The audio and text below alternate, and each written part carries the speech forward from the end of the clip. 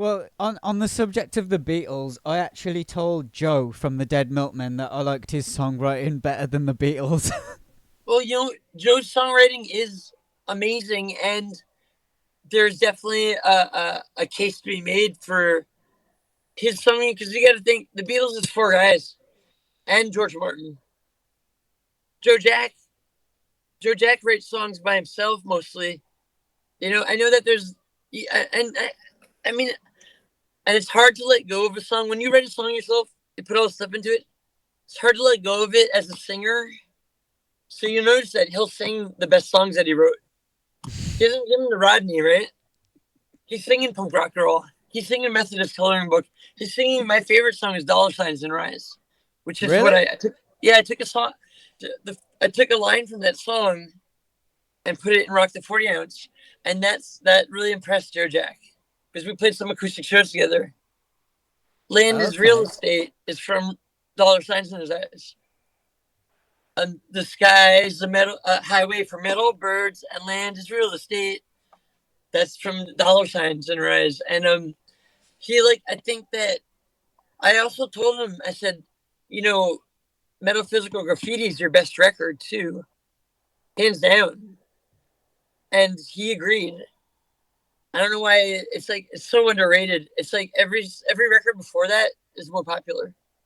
That was Yeah. like the but that's that record song and like with the in between things about like the thing with the eyes that stares at me, like everything about it is hilarious and great, well done.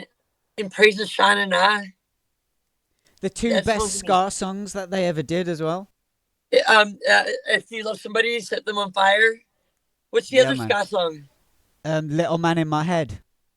Oh, that's on that. Okay, I feel like if you love somebody, better set them on fire is one of the best ska songs ever. You know, that's perfect. That's like that's like a perfect example of a song that is like it's like I would say it's like half Weird Al, half Leftover Crack. It's like something that definitely influenced me. They didn't hear us, obviously. I'm saying that if I was like gonna take it, I'm like that's what that influenced me to no end. I listened to that record over and over again.